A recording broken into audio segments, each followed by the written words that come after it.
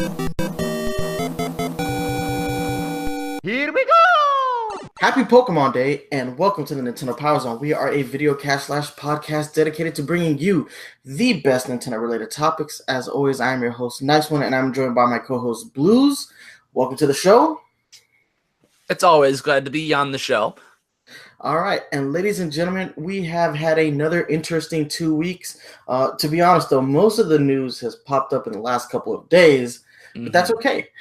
We have plenty to talk about, and we have two major discussion points today. That's right, not one, but two, because we got some big news at the tail end of last week. And today, obviously, we had the Pokemon Direct. So, yes, we have two topics that we're going to get into. But first, we're going to get into the powered up news. First news story. Detective Pikachu drops its second trailer. And I got to say, man, I'm finally convinced that this may be the first good movie based on a video game. I finally got a laugh from one of the trailers. It was a stupid laugh, but it was a laugh. It's the part of the trailer where... The Ludicolo? No, it's the part where he's about to fight where he's fighting the Charizard. In like the UFC octagon.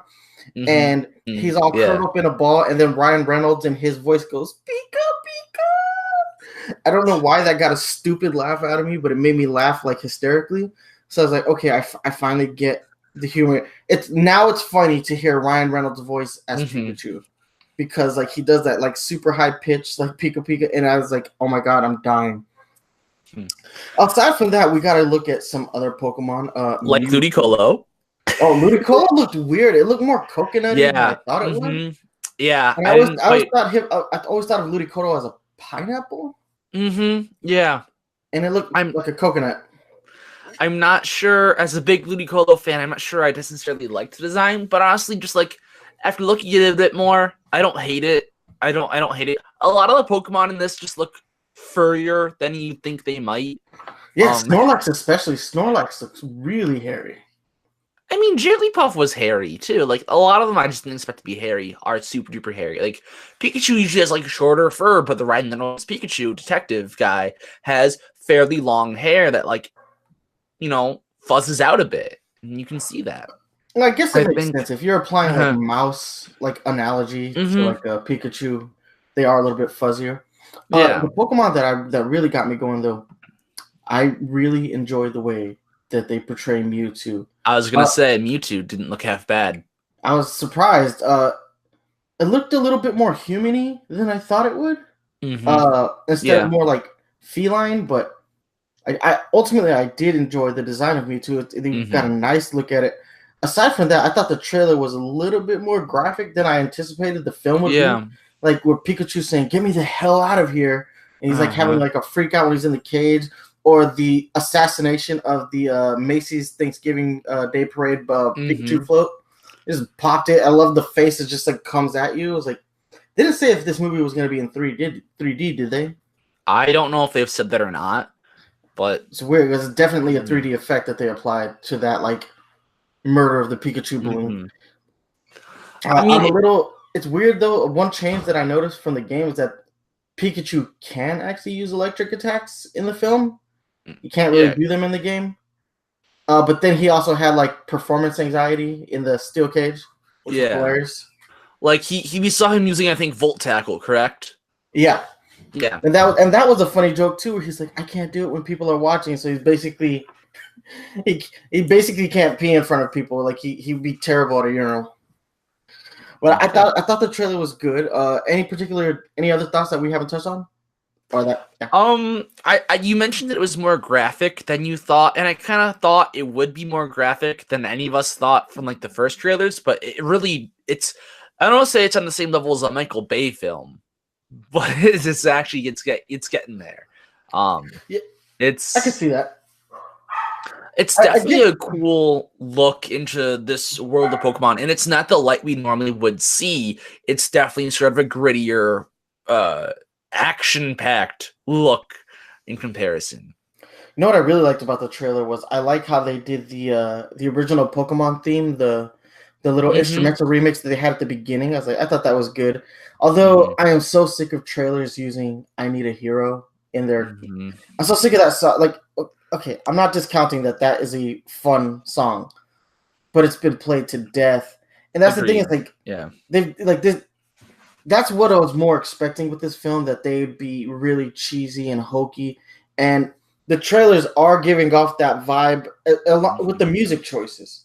But as far as like what we're actually seeing in the trailers, I'm actually starting to get more. I'm more impressed with this trailer, and I'm starting to think that this maybe could be a good movie. And I'm gonna walk in there with my reservations, because it would be foolish to walk into any video game movie and believe that I'm gonna go in there and watch a freaking masterpiece.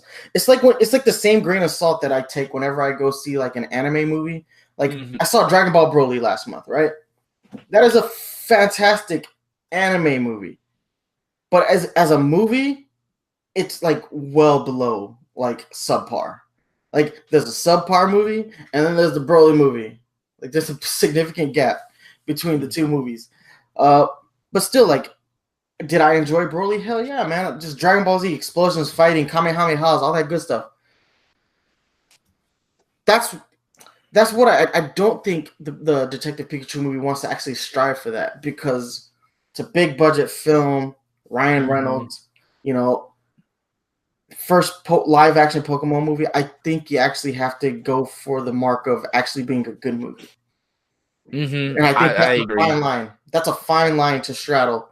Like, how much homage do we pay to the franchise, and how much liberties do we take in order to actually make this a good movie? And I think that's what the Marvel movies get kind of right. Like, how much homage do we put in these films, and how much do we get right for the general audience? And I think that's the blend that Detective Pikachu needs to hit, which I was talking to After Party about this, Mario After Party, and he was telling me that, and I hadn't really thought about this, but what he was saying was that it makes sense that they actually chose, that they're doing a Detective Pikachu film versus a traditional, Pokemon story with a trainer, 8 badges, and all that good stuff. Like, it's because they chose Detective Pikachu, they may have more creative freedom than what instead of just going on the traditional hero's journey that you get if we were to do, like, starting from the Kanto region with Trainer Red and moving up until, the Pokemon League. And honestly, if you did that movie, you'd probably need to do that as like a trilogy in and of itself to do it any kind of justice. So, good insight from Mario After Party. Every now and then he gives me a good nugget that I get to toss into the show. Any other thoughts? No, I kind of had a similar thought to Mario After Party there, but I mean, it was what's the word I'm trying to find?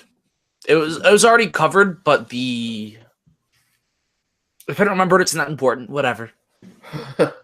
Well, so we did get to see more Pokemon in the trailer. That's what I like. We got a really good look at Charizard this trailer. Like, the best look we've got at Charizard thus far. He's a little scalier than I thought he would be. But yeah, I'm really starting to dig the Pokemon, designs that we're starting to see. So that girl who who was that girl in the trailer? She's supposed to be the secondary antagonist or secondary protagonist. Did she have a Psyduck on her back? What was that? She had a Psyduck. Psyduck. Okay. Yeah, but for the secondary protagonist to have so little trailer time, like I don't know what kind of end of the stick she's getting as far as this film is concerned, because she's basically the second main character, and every trailer thus far has focused on Pikachu and Tim. It's Tim in this. They gave him the same name as the character from the game, right? I believe so, but I know that they also gave a lot more emphasis on Harry, Tim's father's disappearance. They gave a lot more plot points that way. Yes, they did. Actually, they made that into a joke. Harry faked his death, or somebody faked Harry's death, or Harry faked someone else's death. That last one doesn't make any kind of sense. The comedy is starting to get it's starting to get me. I'm starting to appreciate it. How do you feel about the Mr. Mime gag at the end? Because they've been continuing on with Mr. Mime. Yeah, I actually had to explain that joke to my fiance. We were watching the trailer together, and she's like, "I don't get it," and it's because I realized that she doesn't play Pokemon. So, and I was like, "Oh, well, that Pokemon is called Mr. Mime, and he's a mime, and he was escaping on a mime bike, a motorcycle, and he crashed, and then Pikachu said he needed to wear a helmet, and I'm like, that's the thing, Mr. Mime is not really that popular of a Pokemon, and if you have no vested interest in Pokemon, that joke just seems really stupid. Like, I get it. Like personally, I got it, but like I can see how like a non-Pokemon fan who didn't know the concept of what that Pokemon was would be like, okay, I don't get that joke because it just looks stupid as like he's a mime. Okay. But yeah, I'm personally look. If they have any more mime stuff, and if there's another trailer coming out, save it because I feel like you could do a lot more with Mr. Mime as a character. You could. They're doing a lot more than I expected with him. Like they're giving Mr. Mime a lot of screen time apparently. True, yeah, he's typically getting like they're using him essentially the way that they use Psyduck in the first couple seasons of the anime. Oh, straight up comedic relief.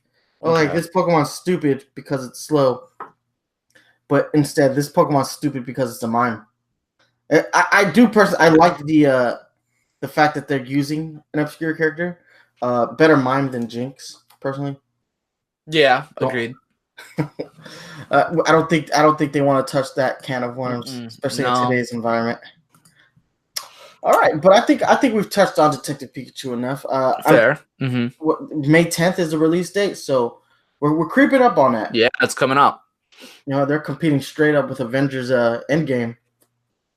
Pretty much like the weekend after Endgame. They're confident in this movie, which is they must know something about the movie that we still haven't seen.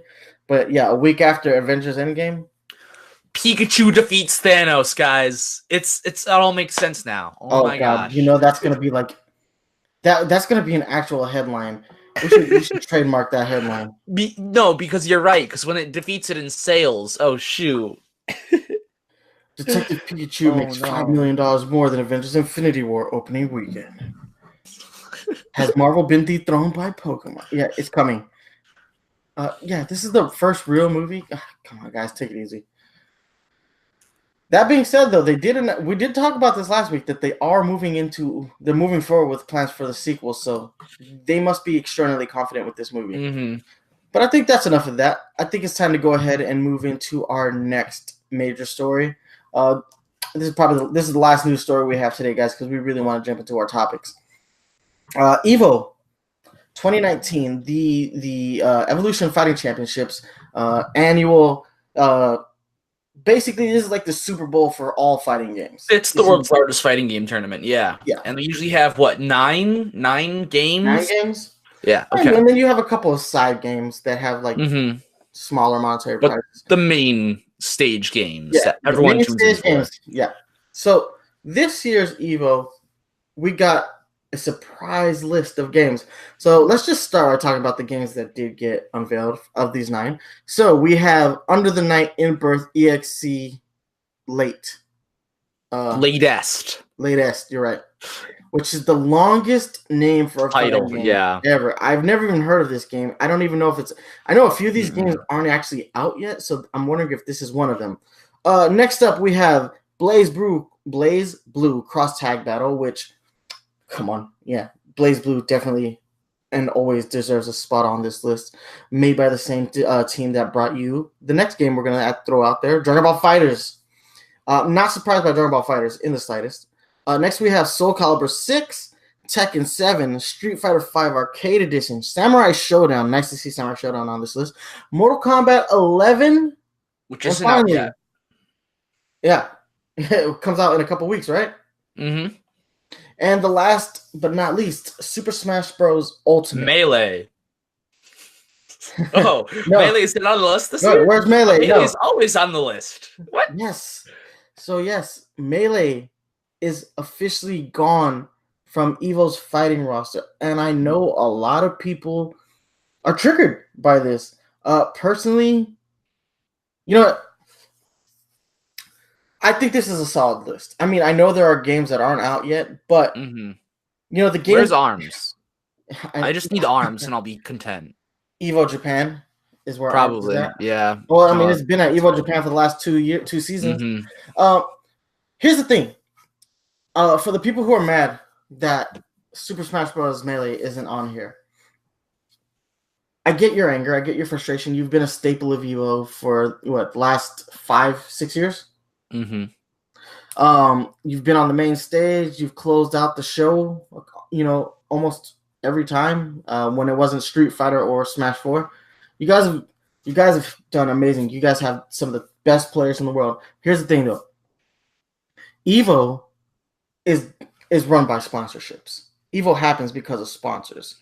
The games that aren't even out yet, the reason that they're part of this list is because those developers are throwing cash at the people who run Evo so that they can actually bring you a high quality stream, rent an amazing venue, and just bring this this fighting series to the world. So here's the thing. Nintendo really wants to promote Super Smash Bros. Ultimate. So they're standing behind that. They're throwing Evo some money on the side to go ahead and promote their best version of Smash Bros. Ever. And let's not get it twisted. Super Smash Bros. Ultimate is the best version of Smash, bar none.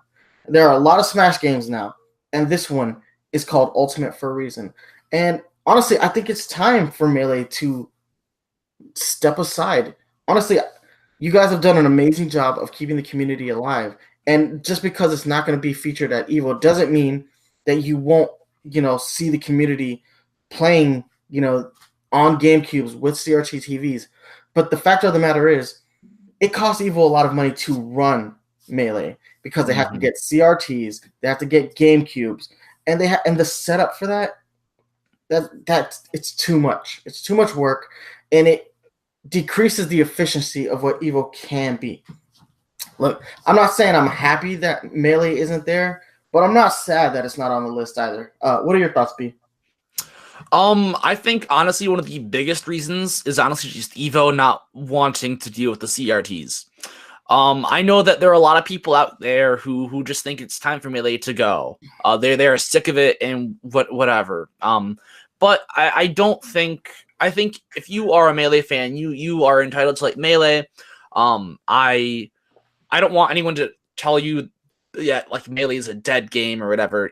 I mean, granted, I think it would have been pretty cool because I know that there is a Japanese player who has been doing good things with Yoshi in Melee recently. And for people always said that it's always the same characters, the same players. We're getting a new player. I'm not sure if he's actually new, but he plays Yoshi, and I think that could have been cool to see maybe at a high notoriety tournament. Yoshi really shake things up. So I think it could have been interesting this year on that front. I think there was a lot of good things going. It was a staple. A lot of people do watch Melee. I mean, it sounds kind of weird, but it was one of the most watched tournaments at Evo, and there is still just a very high viewership in general for Melee. It definitely still rivals the Smash Ultimate. It rivals Fortnite sometimes, and there's a big Melee tournament. Melee is very big. I think it has nothing to do with the lack of variety in the players, the meta, the whatever. But I do think it is time to go. I think Melee was a great game. It had its run. I think it's time to go, though. I think we do need to let all this new Smash Ultimate, all these other games, like Samurai Showdown, Mortal Kombat 11, have their spotlight.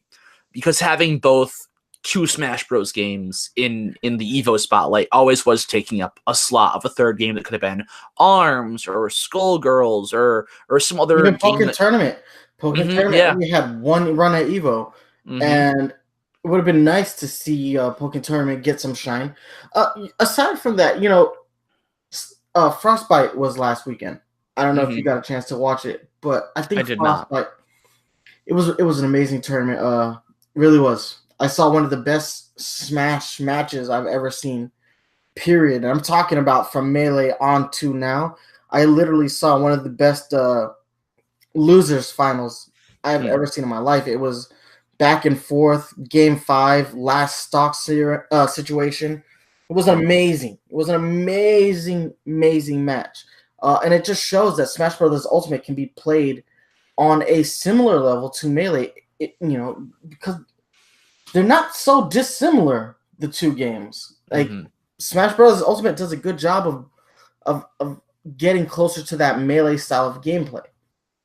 So I really, really enjoyed what I saw at Frostbite, and I think Frostbite showed how viable Super Smash Bros. Ultimate is by itself. It doesn't need Melee, and I do not think that the Smash community, needs the division between Melee and every other game. I think it's time for the Melee players to either move on to Ultimate or fund their own tournament that's pretty much on Evo's level. They need a stage as big as Evo. And I think the Smash community is strong enough that if they really want something like that, they can build it. I mean, I think they just need to adapt. There's a lot of retro game tournaments that, like, instead of people playing the new eSport Tetris 99, they play the classic original Tetris, and that's a big scene, the original Tetris scene. There's people that think did you see that 16-year-old actually beat the Tetris World Champion? That was a badass match. Playing on NESs, but it's people who are old and who have grown up with it, and people who are young, and that just shows that the scene is diverse, and the fact that a 16-year-old can beat a long-time player shows that it's a growing, developing, ever-changing scene. How old is that Tetris game now? 30 plus years, right? 89, I think it was.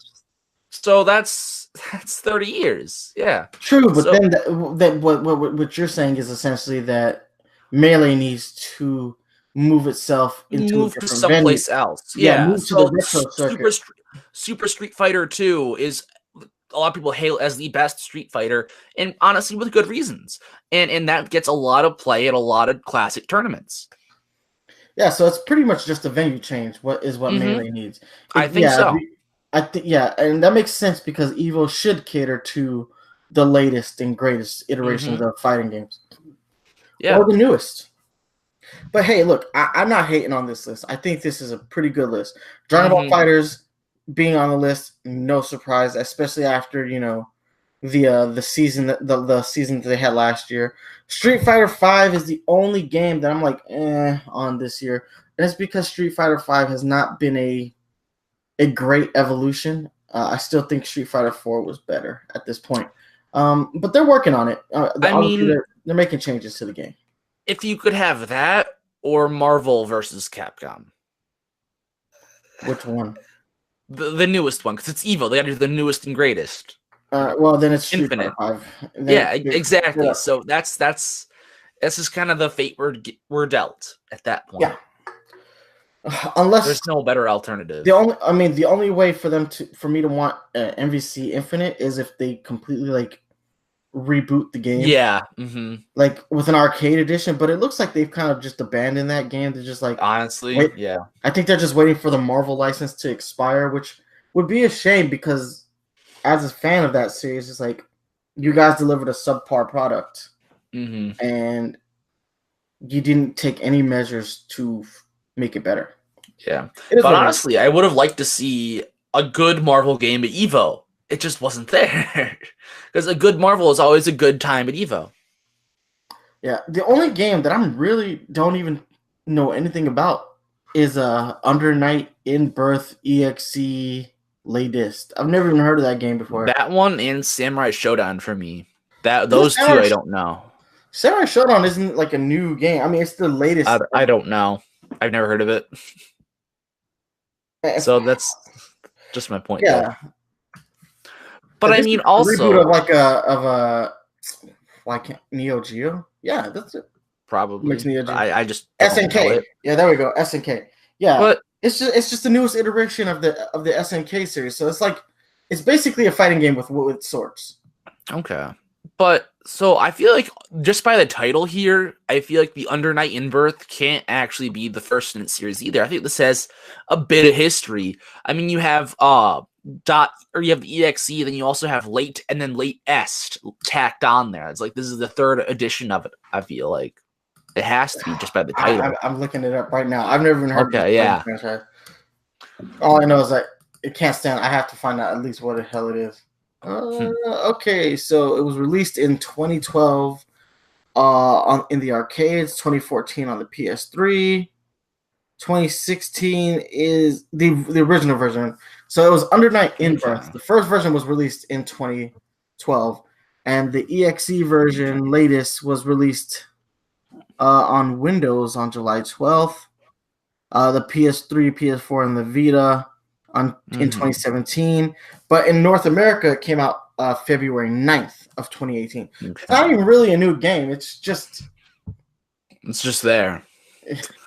I've just never heard of it. Yeah. It's just so very under the radar. All right, so it is what it is. Again, I'm not disappointed with this Evo list. I get it. And for fans of Melee, they did release a video thanking the Melee community for its years of competition. They didn't just remove the game and leave you guys out to dry. They actually did release a statement about it. You can take that statement as you will. I mean, some people were happy with it, some people weren't. It is what it is. I didn't take any offense to it. But Evo 2019 will be August 2nd through 4th, and it's going to be at Mandalay Bay. So yeah, you got a huge venue. You got your dates, and if you're preparing for Evo, get those sticks ready. Anyway, anything left on this subject? I think we've covered Evo in good detail, so we don't need to cover it anymore. We can move on to the Direct. That was today, Pokemon Day. Yes, sir. All right. So we finally have our titles for this new Generation 8 Pokemon. Pokemon Sword and Pokemon Shield. Interesting titles, to say the least. But I do like their logos. They're very intricate. I love the wolf head. I assume it's a wolf head on the hilt of the sword and on the shield as well. Of course, it's weird though. Like you got sword and shield, but the colors are still red and blue. I like that. But yeah, this Direct was pretty no nonsense. I anticipated the Direct to be all fluff, and then here's what the graphics engine looks like. Pretty much what they did in when they announced it's Sun and Moon. With Sun and Moon, they basically did like Pokemon trainers. You've been playing Pokemon for 20 years. You've shared experiences with friends and family for 20 years. You've been trading with people for 20 years. So they basically really went hard on the 20th anniversary, and then at the very end, and now in 2016, get ready to experience the latest in your favorite video game series. And then they show like concept art. They show them working on the game. You see Junichi Masuda standing over somebody's shoulder, pointing at pictures. Then you see them actually building the 3D model for Pikipek. And then you get a slight look at the graphics engine, but then they just hit you with the titles. Pokemon Sun and Pokemon Moon. And that's pretty much it. That's how that Direct ended. And I was like, wow, that was a fluff piece. Like that Direct makes like that. What's the point of even making a Direct for that? You didn't announce anything. No, that's fair. I was mostly thinking of X and Y. I was thinking that they just mostly like they didn't even really like hype it up. They just kind of like talked for 3 to 4 minutes of like, and then showed like a 2-minute trailer, and then a lot of the talking part could have just been kind of like they didn't tell you anything about it though. That's my big issue. Like. They talk like we have the presentators. You have Masuda. You have it wasn't Ishihara, was it? I forget who was all in the Direct so far, but you had these people just talking. They were very to the point. They gave you information, and I liked that this time. And then there was always like a graphic of showing either a background in the game or actual gameplay footage present. So it was just a constant content that you want to see. I liked that. Yeah, well, this one was the Sun and Moon one was way more fluff. This one they didn't really play around. They're just like, here's the name of the game, here's a trailer, And here are the The starters. starters. Now, going back to the logos, one thing I wanted to point out is we don't have either the trailer or the logos are two legendaries for the game. We don't know Yes. those at all, and they are not present in the logos either. No, I mean, yeah, but we still have yet to see the box art though, so I guess that's where they're gonna do their legendary reveals. And I'm not sure. I don't see a Z Crystal or Mega Stone or a third thing either. So potentially those aren't. There's no new mechanic or no new Megas or Z moves potentially as well. Yeah. They didn't give us anything of like real substance in this. They're just like, hey, we know you're anticipating it. We want to let you know that we're working on it. So we're gonna show you the basics. So with that, since they did just show us the basics, let's start with the let's talk about the graphics real quick. So a lot of what we saw in the trailer was those were all renders. That was all rendered CGI, probably the opening cutscene for the game. That being said, though, looked really good on the Switch. Like, those graphics look really nice. Then we actually start to see then we move into the character, and I'm pleasantly surprised. Like, I know a lot of people were expecting like this epic like Breath of the Wild art style because that's what the Pokemon company said. Oh, we were so inspired by Breath of the Wild that we want to make this amazing graphically intensive open world Pokemon game. I'm glad that they stuck with their guns. Yeah, and it looks like a traditional 3DS Pokemon game. Okay, that's not true. Okay, so if Pokemon Let's Go looked like a traditional Pokemon game on the Switch, this is a step above that, but it's not so far advanced that you see it as a completely different like franchise. It looks very Pokemon-esque, and I was very happy that they stuck to that art style. And the character is a little bit taller. He looks a little bit older, but we all know that it doesn't matter. They're always 10. But I did appreciate that. I love the towns that they showed in the cityscape. Graphically, all that stuff looks really good, and it just goes to show that the move to the Nintendo Switch it's worth the wait. Yes, we are moving into we're moving into year 3 with the Nintendo Switch, but thus far it was well worth the wait because graphically, this is the best looking Pokemon game ever. Period. Yeah, like just period. And I was very happy to see it. I was like, okay, wow, I like the way this looks. Like the colors are bright, the atmosphere of the game looks very nice, and just as far as a Pokemon game, you compare that to Sun and Moon, and it's like leaps and bounds, a major step up. Yeah, like I know it's easy to compare it to Pokemon Let's Go, but to be honest, because this is a real main series game, your real comparison point should be Sun and Moon and Ultra Moon, because those are the last mainline games. Sun and Moon, Ultra Sun and Moon, those 4 games should be your comparison point for Pokemon Sword and Shield. So you compare those two, massive jump in graphics. But Game Freak did what they do best. They maintained their style. One thing I want to actually transition into that is that one thing that it struck me as similar to is their game Town. It looked a lot like Town, but with a bit more detail in the textures and in like rooms. Because I don't know if we've seen rooms in Town, but it looked a lot like Town in terms of the colors and maybe some like the trees and things and hills. It struck me as very similar to Town. I'm actually going to pull up the trailer again real quick, just because I just want to take a look at this. Here, mute. Yeah, I mean, you look at the texture work that they put in this game. Like, you see blades of grass. Man, and I love it. Like when you see the house for the trainer, it's covered in like ivy. Yeah, there's like leaves and flowers everywhere. Even the mailbox has like flowers growing around it. This actually reminds me a lot of like some of the venues I would see when I lived in Germany, when I would drive through towns in Germany. This is what I would see a lot of, and I just love like this old stonework. You see like on the fence, you see the individual stones. It's very, very clear. I think they did a fantastic job. I want this house. That house, I know, right? I want to live in that house one day. That's my dream house. And yeah, and even if you just look at things like the trainer's clothing, it's so hyper detailed. And then He has a very big backpack, the male trainer. He does. And then you get into the city and you see all the bricks that make up the buildings. You see the train, and you see the train tracks, and they have like this dingy quality to them, like the outsides of them haven't been washed. You see like bits of grime everywhere. Like they did a really good job.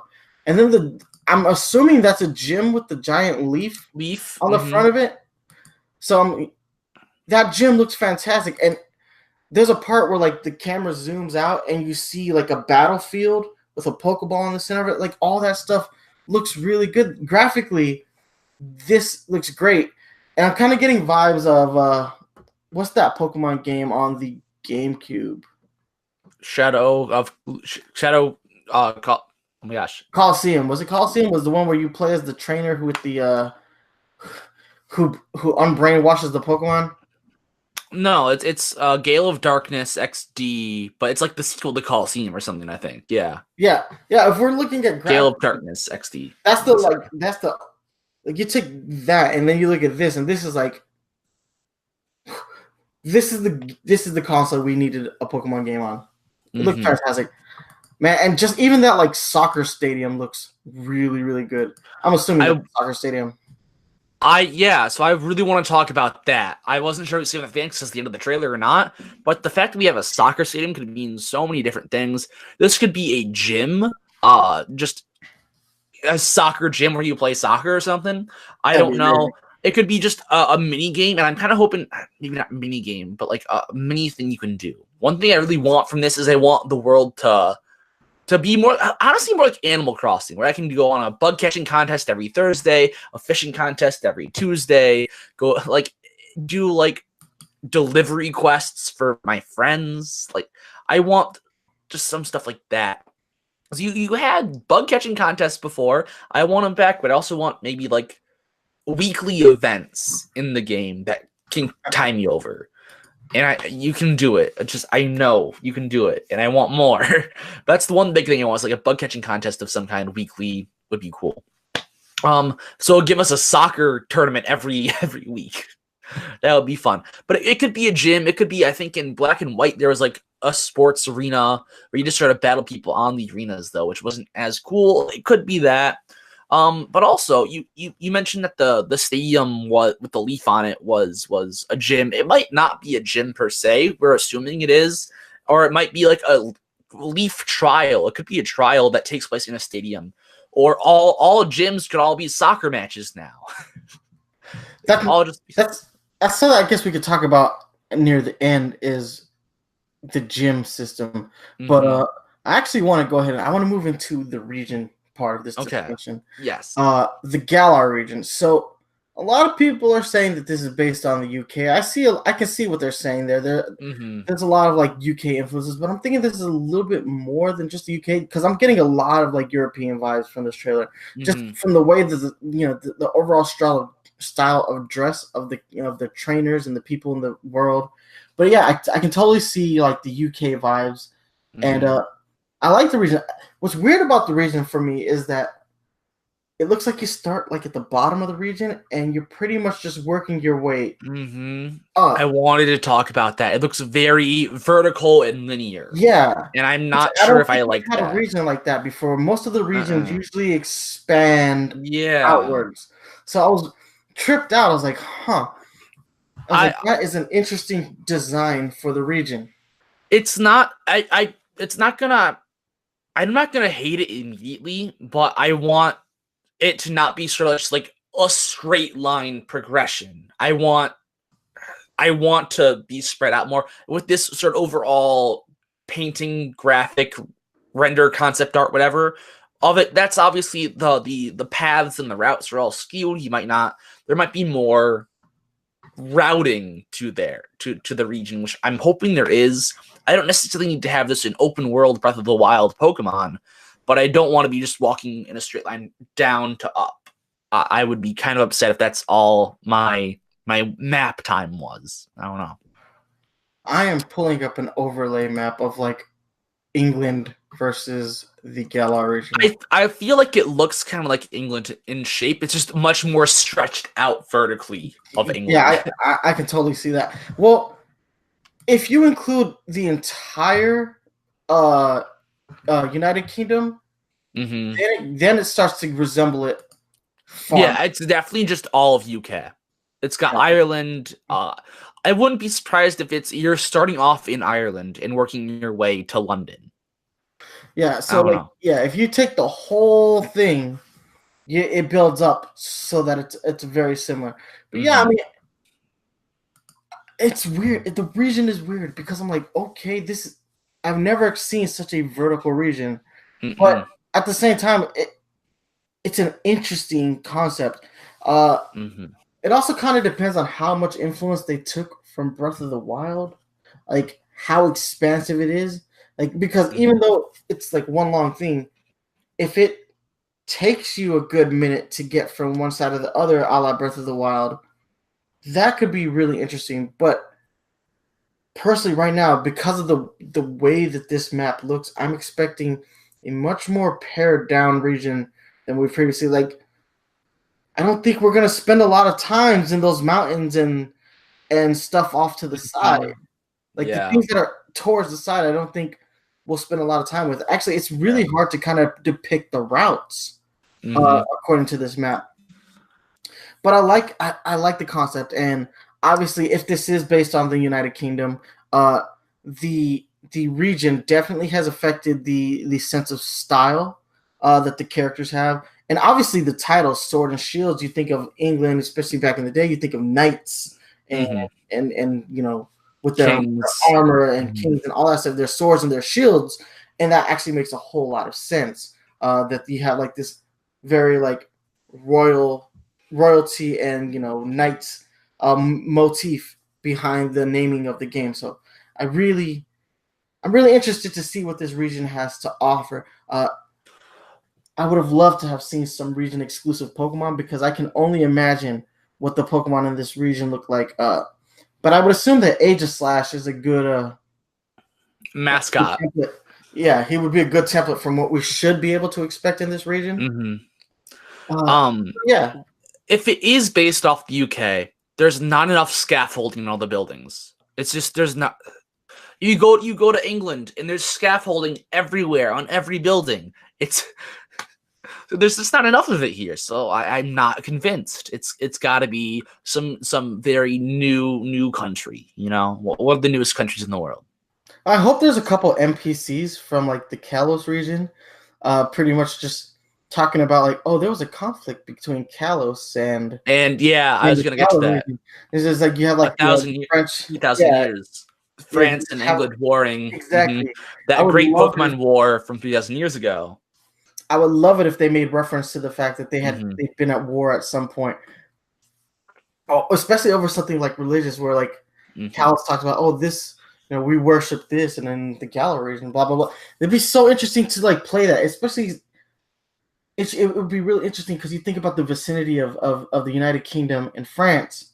It'd be really interesting if they played that up with the, you know, the Galar region and the Kalos region. Play up their vicinity with one another, and you can do so much with the actual story. That's what really gets me excited about this region specifically, because I start thinking about what kind of story elements that could actually interconnect these two regions to one another. So I think that's really cool. Actually, it'd be really cool if there was a little Kalos region post game. I know. I at least want to see Lumiose. Able to see Lumiose on the Switch. That's what I really want here. It's just the only part of Kalos I want is just Lumiose City, to see that on the Switch. Yeah. So I did want to read the official description that the Pokemon Company has for the Galar region, and I don't know why I had this open, but it's not open now. An expansive region with many environments, idyllic countryside, contemporary cities, thick forests, and craggy, snow-covered mountains. The people and Pokemon live together in this region, and they've worked together to develop the industries here. You'll visit the various gyms in the Galar region, aiming for the enviable and admirable title of champion. Coming soon. Thank you. Yes, I love that description. I also love I love the description. The contemporary cities, the thick forests, and the craggy snow-covered mountains. So this is a region unlike any other. Where there are so many different, just what is it called? There's so many different types of terrain to experience. Yeah, there's so many different types of terrain to experience. I don't think we've had like snow-covered mountains in a 3D Pokemon game in a while. I think the last Gen 4. Yeah, Gen 4. That's not 3D, so yeah, no. So this is you had Kalos. You had Alola had the volcano that was kind of snowy, but yeah, I thought that was Ash. I don't know. It looked like it because like that's where you found like the lone Vulpix, right? Yeah, sure, you're right. Yeah. But yeah, I mean, they didn't look this way. I mean, look at these mountains. No. These mountains look amazing. They are mountains, not tropical island high peak volcano mountains. I wonder how you're gonna climb them. Like, it'd be cool to see some Breath of the Wild style climbing up the mountain. You ride Pokemon up the mountains. That'd be amazing. Yeah. No, but I love that. I love just like this, all the different types of terrain. So you got like the forest areas, you've got like the mountainous areas, then you've got your cities and your towns, and all of it looks really intriguing. There's a couple little islands off to the side. I doubt you can go to them, but it'd be really nice. It's just so much here. Oh, I'm excited about this region, even though like I think it's an odd vertical design. Yeah, I agree. It's a very interesting design for a region, and so I'm totally like looking at them side by side. I totally see how this is very representative of the United Kingdom. One last thing in terms of like the environment of the region, I want them to bring back not only the day-night cycle, the weather cycles, but the season cycles. And if it's not always raining, I'm going to be disappointed. I want to see like really thick fog when you get to like the London section of the game. Like I want it to be like super thick. I've been to London. So I want to see the same type of fog that I experienced in that region. But that's exactly like a bit of overcast fog, some wet drizzles, and some rain. Just always though, like give me the weather cycle and the season cycle, but just always have it that. Oh man, I would love that, dude. There's just so much going on with this region. I'm super excited about the region. I don't know why. Okay, so we actually got a comment from my homeboy. It says, I think the linear shape might be because it's an open world, so they control the progress better if you can go from south to north. That was added in the comment section. Okay, no, that's fair. And I didn't see this, but we also had another comment when we were talking about the Pokemon movie trailer. He said Mewtwo looked odd, but that's neither here nor there. I like the design. Take it back. Guys, thank you for joining us. But yeah, like if it is a little bit more open world, it does make sense that you can go from south to north, and it just makes the game a little bit more linear. And because that is a problem with Breath of the Wild. Like it took me hours before I figured out where to go in that game. Like I didn't until I found Mifa's brother, whose name escapes me right now. I had no idea where I was going or what I was doing in that game. I think that's what they wanted you to feel. They didn't want you to figure you wanted to just stumble upon your objective as you explored the world, right? Yeah, and I get that to an extent, but at the same time, like that game is big and long and very long. Like a little bit more direction would have been slightly more beneficial. Just a little bit more direction. I'm not saying like they didn't want to give you any though. They wanted you to drop you in blind, say here's a world, explore it. That's honestly and I think they did that really well. I think that was exactly what they went for. They didn't want you to have any kind of clue what you were doing. Yeah, but based off of the structure of this region, what Chris said here actually makes a lot of sense. That it would be easier to control progress if it is more linear like that because of the verticality of the region. Oh no, I'm really excited about this region. Like, I'm excited about the terrain. I'm excited to find out what kind of Pokemon live in this region. But I think that's it for the Galar region. I think we can go ahead and move into our starter Pokemon. So we got 3 as always. We have some very interesting starters this time around. So we have Grookey, the Grass type Pokemon. He is a mischievous chimp Pokemon that is full of boundless curiosities. Then we have Scorbunny, a rabbit Pokemon that is always running about, bursting with energy. And I love the fact that he has a Band-Aid on his face to kind of show you that he's always running around, so he's getting hurt. And then we have, I don't even know how to say this, Sobble, right? Yes, I guess. So we have Sobble. And Sobble is a somewhat timid water lizard Pokemon that shoots out attacks as it hides itself in water. And I love the trailer, how they reveal Sobble in the trailer, where he has like a camouflage ability. He looks a little bit like a newt. And that expression on his face, he's just got that like, what? I love that look. Like, these are interesting starters. The only one of these three that I'm not feeling is Grookey, and it's because we've had a grass monkey Pokemon before, and we really didn't need another.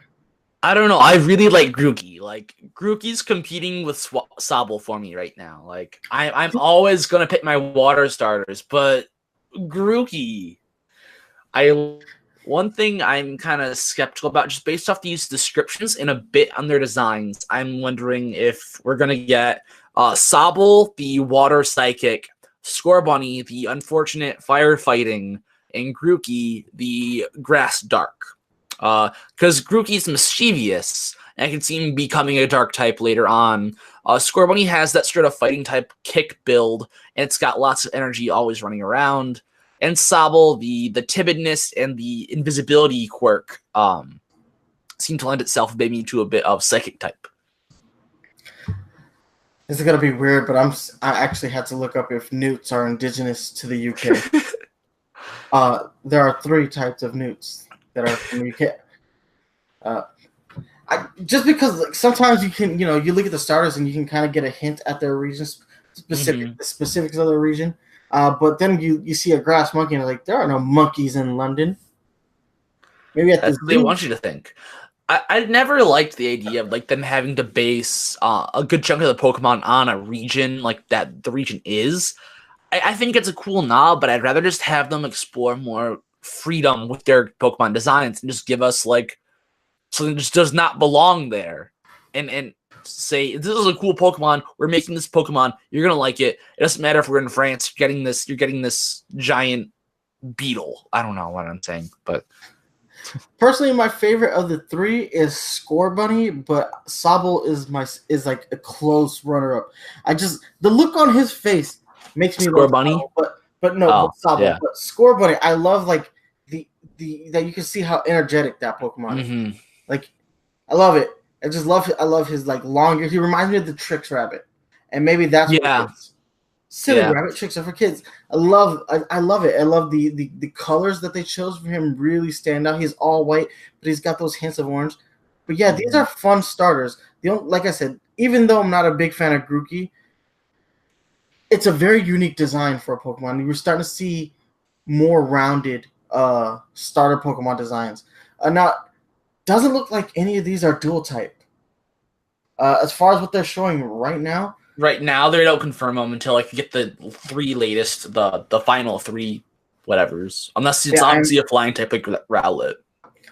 I'm very interested to see what the final designs of these Pokemon are. Because I honestly think, because I'm looking at Sobble and I'm like, he's going to turn into like a Greninja type. Where you're going to get to that final evolution and he is going to look straight up beast mode. Even design wise, he shares a lot of similarities with Froakie. Yeah, I agree there. But I thought the same thing about Poplio in Gen 7, and I was very wrong. Primarina is not a Greninja. They are not the same. So I'm super excited about these starters. I'm debating because I'm not this perplexed as to which Pokemon I should start with.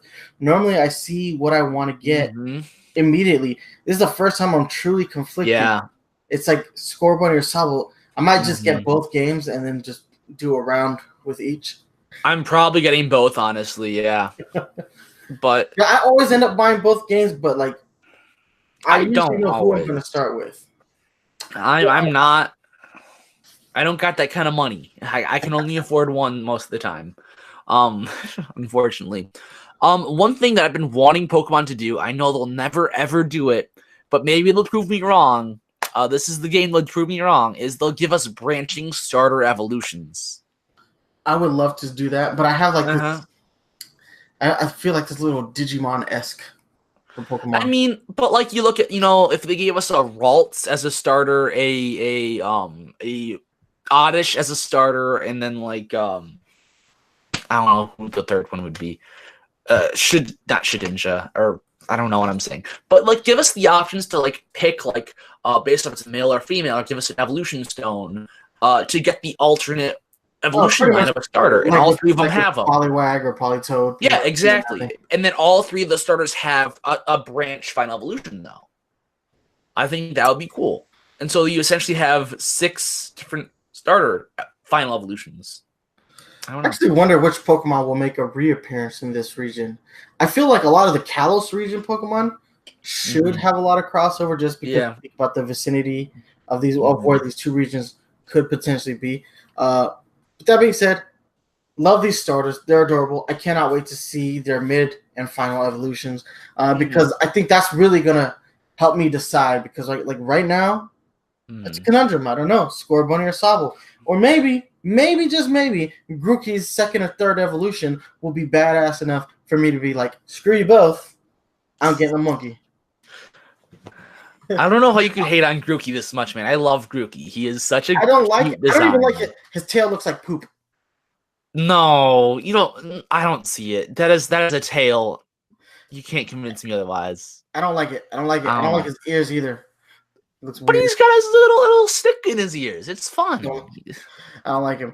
Anyway, so I love let's go ahead and talk about some of the changes from the previous Nintendo Switch Pokemon game.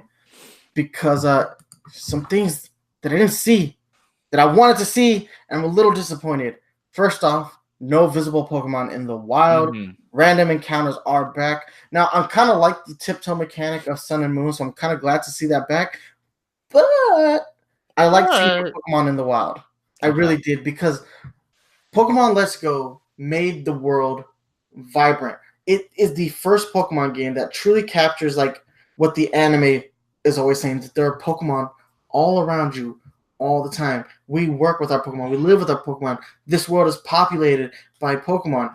The first time we ever saw that really visually represented in a Pokemon game, mainline game, is Pokemon Let's Go Pikachu and Let's Go Eevee. So I feel like it was a huge step back for them to remove the visible Pokemon in the wild. Also, it's nice to pick which Pokemon you want to battle and catch. So I found that to be, it's just super disappointing because I really appreciated that in Pokemon Let's Go. The other thing that I noticed is actually back from previous generations are wild Pokemon battles. You can actually battle wild Pokemon this time around. So for the people who complained about Let's Go Pikachu and Eevee, this mechanic is back. You can now battle wild Pokemon before you catch them. So I think that is very cool. Aside from that, they didn't show. I didn't notice. There's no ride Pokemon or follow Pokemon that we saw. Yes, we didn't see any follow Pokemon, which is again another bummer. Why is this a mechanic that only shows up in side games? I don't know. You know we want it. Like you 100% know we want it. I think if we do get Diamond and Pearl remakes, that's when we'll see them. I think we'll see ride Pokemon return, or not ride, follow Pokemon return, at the very least follow Pokemon. So we've had follow Pokemon in 3 games. Pokemon Yellow, the remake of Gold and Silver, Heart Gold, Soul Silver. And yeah, I don't know why I lost those. And then Let's Go, Pikachu. And Let's Go. All of those are either the 3rd iteration of the game or the remakes of the game. We've yet all of them have Kanto. Yes. Yeah, we have yet to see follow Pokemon in any like true mainline game. And that's like, we shouldn't have to keep asking for this. It's kind of annoying. I feel like it's a lot of work for Pokemon Company though. And because you just did it. But you did it with only the first 151. So you don't, and Melmetal, I suppose. But you don't now, if you did it for Gen 8, how many do they really have to make? I think what they should do is they should make this game without follow Pokemon. They're going to make a remake of maybe Diamond and Pearl. And then at that point, they have already the first 151 ride Pokemon and follow Pokemon done from Let's Go. And they can work on the rest as they're making a remake that is less intensive to begin with, and then just add all of them in there. And then potentially after that remake, since there's already almost all the ride Pokemon in, we can do it in the next mainline game. It's a process, but they have a lot of Pokemon to make those animations for. True, but it's not like they haven't been working on this game. Get one guy to do it. Get one guy or like a team that their specific purpose in this development is specifically follow Pokemon. Okay. Take like a 4-man cell, and it is their job to do walking animations for wild Pokemon. It bums me out. Okay. It bums me out. Because it's not like we don't see overworld Pokemon in these games. Most of the time we saw Munchlax. So yeah. Like it's literally there in the trailer. We see overworld Pokemon, so it shouldn't be that hard to do some walking animations.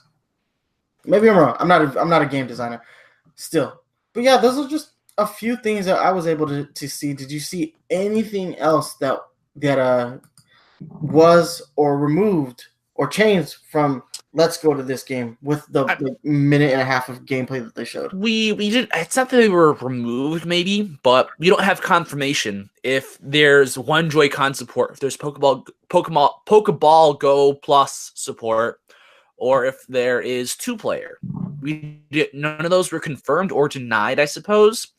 I can promise you, Pokeball Go support Plus is not in the game. Think of the Pokeball Go Plus as the Pokemon Walker. You will never use it again unless you go back to that game. I hate the company does that. I really do, because I am still using my Pokeball Go Plus. Like, I use it every day. I mean, pretty much just in Pokemon Go, but I still use the crap out of this accessory. It is the best accessory they've ever made. And the gains you get from using it in Pokemon Let's Go Pikachu and Eevee. You know how many rare candies I got with this thing? You know how many specific Pokemon candies I've got with this thing? Dude, the other day I loaded it up. I ended up with 99 rare candy.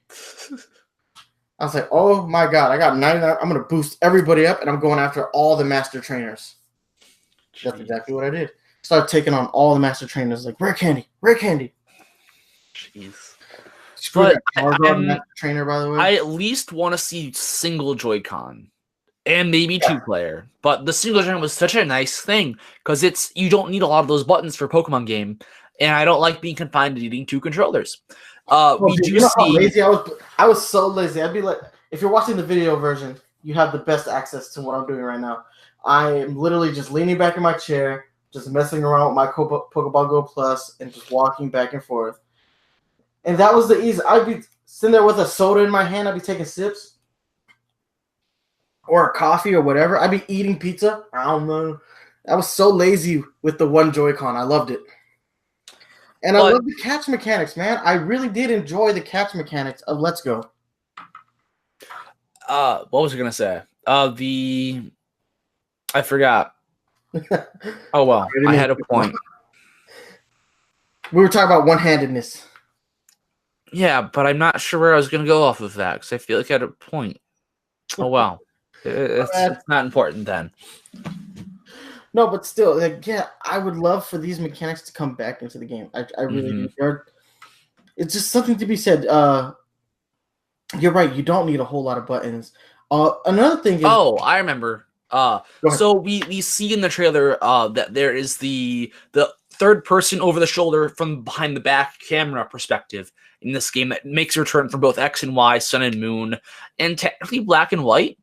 And so that makes a return, and people have been sort of thinking that, like, okay, if we do get that as the main perspective, they could do it where you have a stick to control the camera and a stick to control the player, and that would require the 2 Joy-Cons. But I'm glad to see that looks like the perspectives are fixed perspectives by area. So in certain areas you'll have the overhead, sometimes you'll have the behind the back, sometimes you have like a weird diagonal, but it looks like the cameras are fixed. That's actually really, I didn't even notice that, but yeah, that's a really interesting view mechanic. The third-person camera has always been just so breathtaking whenever I see it in a Pokemon game. I love it. That's because how zoomed into the back of the trainer, like that perspective in Lumiose City in Kalos was so good. I loved exploring Lumiose just because of that perspective. You know, I hope that there's like a snapshot mode in this game, just because of the way the region looks. I would love to be able to like climb to the mountain and then take like selfies from the top of those mountainous regions. Just little things like that I want to see in this game. But so yeah, I guess we can move on to our last topic for Pokemon Sword and Shield. Are you hyped now that we've seen gameplay to an extent? We've seen the graphics engine. Are you hyped that this is the first true Pokemon game on a home console? No. So I don't necessarily care whether or not it's on a home console. And as far as the information that we've received, it's the confirmation that it exists. These are the names. These are the starters. We already knew that we would get the game. We knew that it existed already. We knew that it would have a name, and we knew that they would have starters. So, I mean, the information we got, we didn't know. We didn't already know that it wasn't coming, but we didn't know specifically what the starters would be, what the region was, and what the titles would be. And we got some things deconfirmed, which is neither here nor there to me. I'm indifferent to the overall Pokemon returning, etc. The ride Pokemon is a shame, but I'm not going to be turned off so much that I'm just so disappointed that I won't get it or care. Like I love this no matter what. In terms of hype, I don't think I'm really hyped because there's nothing that I didn't already know was happening except for FIFA. The FIFA soccer stadium was what really got me. And one thing I also want to point out, the trainer's jersey in that trailer is 227, which is oddly specific because one, it's a 3-digit number, which makes me believe that it is, not because normally jerseys only have 2-digit numbers. So this is really a Pokemon number, and that's Skarmory's number. So what does Skarmory have the significance to in that soccer stadium? That I have to know. Sorry, I got psyched about the soccer. But I mean that's the one thing like I did not know was happening that I'm super stoked about because I didn't know I'd get soccer in my Pokemon game. I'm glad it's there. But it's if we got like an actual release date, I might have been actually a bit more hype. Because like we just got late 2019, which we kind of already knew. Yeah, well, it was like pretty much like December, guys, or I'm sorry, November. Yeah, November is pretty much what that's the time frame I'm guessing, like mid-November, or that's what they've been doing for a while. Late October, really late October, because that seems to be like where they like to start releasing these games. It's not a bad thing. It's just a little bit more consistency in the release window. A date would have been perfect, but I've come to expect very little from the Pokemon Company as far as actual release dates. I mean, the one thing that they've been doing a good thing, like a good track record of, is getting these worldwide release dates all together. That has been huge for the past few games. Like back in the day, I was watching people play the Japanese version of Heart Gold Soul Silver because I wanted the game so bad. It wasn't going to come for the US for like another year, and it was ludicrous that I had to wait while the Japanese got this game a whole year before me. I was very upset, but now we all get it at the same time. I'm very pleased at that. So I'm actually on the opposite end of the spectrum. I'm really hyped, but what got me hyped was seeing the graphics of this game. Okay. Seeing Pokemon really step into like the 3D era and in console space makes me happy. How much better the game looks on the Switch versus on the 3DS, because design-wise, if we're talking about just the art style, they didn't go too far away from what we've seen in Sun and Moon. So, from just a pure style standpoint, they're very similar. But when we talk about graphics, you start to note, just looking at the trailer again, you start to see things like you start to see the individual bricks that make up the buildings, and you start to see like on the train tracks, you see things like rust and grime, like that stuff. I know it's small and it's almost unnoticeable, but if you're really watching the trailer, you're really digging into it. That's where you start to see like how much of a graphical difference is between this game and the previous generation, and that gets me hyped because this is what I've wanted for years. I've really wanted a true console experience for Pokemon. And Pokemon Let's Go did a really good job of like scratching the surface of that. But here we have the true next evolution. So that got me really hyped. Now, aside from that, the region, because I'm so enticed by the overall shape of the region, like the verticality of it all, like I'm intrigued by that, and that makes me a little bit excited as well, because it's like we've never had a region that looks like this. I can only imagine what to expect within it. Like, how do you actually traverse this region? Because it's gonna be weird, because normally we're used to going like up, left, right, side to side. You start to go all these different directions, and then you finally get to the top of the summit at the end. And this time it's like you're gradually going straight up until you get to that summit. I'm assuming those buildings at the top are the Pokemon League. That seems to be the general consensus for what people think. I tried to think of other possibilities, and I couldn't. I just couldn't think of what else they could be. Maybe they're just like a battle frontier, or just like a post-game tower, just that. But it's honestly, I think that's just the Elite Four. I think that's just Elite Four final area. I don't know. All right, so guys, that's going to wrap up our Pokemon Sword and Shield part of this discussion. We're going to take a 2-minute break, and when we come back, we're going to bid Sayonara to Reggie in our second topic of this weekly period. So we'll be right back.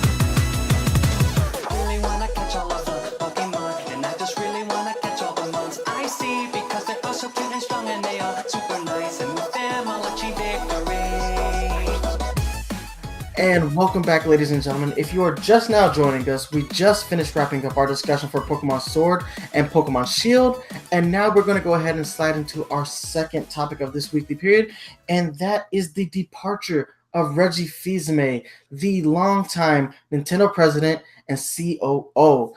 Whew! So, I wanted to start this discussion just by talking about who Reggie was. We know that he was legitimately the president of Nintendo for the last, decade or so. But who was he before? So Reggie, he's got like a really great story. He's born of Haitian immigrant parents, and this is a guy who kind of really built himself up. His mother worked at a jewelry store, and his father was just a mechanic. So he has like some real like blue collar roots. And this is a guy who brought himself up. He went to Cornell University and just really applied himself, and not just at Nintendo. Before Nintendo, he worked for Procter & Gamble. Then he worked for Pizza Hut, and under his tenure, they launched the Bigfoot Pizza, which I know you guys are probably not old enough to remember that, but it was a very big pizza. Like, it's supposed to feed like 20 people. It was huge. It could feed one Bigfoot. And he also launched the Big New Yorker, which is a New York style pizza, obviously Reggie being from New York. So it makes sense that he would kind of make Pizza Hut move into that general direction. But after that, he went on to work for Guinness Imports. Did we lose him? Oh, can you hear me? Hello? Hi. Did we lose you? Didn't seem like it. All right. Okay. let's just go ahead. After Pizza Hut, he went on to work for Guinness Imports. Then he went to work as the chief marketing officer of Derby Cycle. Eventually, he found himself as the senior vice president of Panda Management Company, which is the Panda Express, essentially. Finally, he joined VH1. And in his tenure as VH1 senior vice president, he's been credited for increasing the ratings by 30% by shifting VH1's focus from an older demographic to a more younger and contemporary demographic. So what all this means is that Reggie is essentially a marketing genius. He went to companies and through his knowledge of marketing was able to increase the status of these companies. Now, granted, maybe the Big New Yorker and the Bigfoot Pizza, those aren't a big deal now, but when they were unveiled, they were a big deal for companies like Pizza Hut. And obviously, the shift in focus that Reggie implemented at VH1 has made VH1 get higher ratings than MTV. Because of that shift of focus, VH1 is now a higher rated channel than MTV. And before that, there was a big delineation between which one was the better. MTV stood at the top and VH1 was at the bottom. Now, you could make the argument that because of Reggie, MTV doesn't show and VH1 don't show a whole lot of music anymore. But at the end of the day, like, this is what that channel needed in order to survive. If it wasn't for Reggie, a 30% increase is huge. Like, be real, 30% is a huge increase when we're talking about ratings and the survivability of a company. So big ups to Reggie for making the decisions that he made in his tenure there. And then finally, Reggie moved to Nintendo in about, I think it was 2003. That's when he joined Nintendo. This is a guy who he's not a tech guy. By any stretch of imagination, this guy has no real background in the tech space. He worked for food companies and TV companies. But he understood marketing. Mm-hmm. Fundamentally understood marketing. And at Nintendo, he became the vice president of sales and marketing for Nintendo. And I just remember the first time Reggie really showcased himself. Took a hard stance. My name is Reggie. We're here to kick ass, take names, and make gains. This is a guy who knew how to market, not just himself, but he knew how to market Nintendo. And that says a lot. He came with a different perspective than the previous presidents before Reggie was the president of Nintendo. You have Minoru Arakawa, who was the son-in-law of Hiroshi Yamauchi, who was the president of Nintendo of Japan. So, and then after Arakawa was Tatsumi Kimishima, who would eventually go on to become the president of Big Nintendo in Japan. So keep in mind, Reggie is the first American-born president of Nintendo of America. So that's a lot of influence right there. Just to see him move into that spotlight, become the first person to do that, that's huge. Really huge. It's almost akin to when Satoru Iwata became the first non-Yamauchi to run Nintendo of Japan. Like, we're looking at a similar space here as far as how this company has evolved. But in his tenure, Reggie's had a very interesting tenure at Nintendo because he's seen the lowest of the lows, but he's also seen the highest of the highs. Like, Reggie was president for the Wii era, the Wii U era, and he kicked off the Switch era.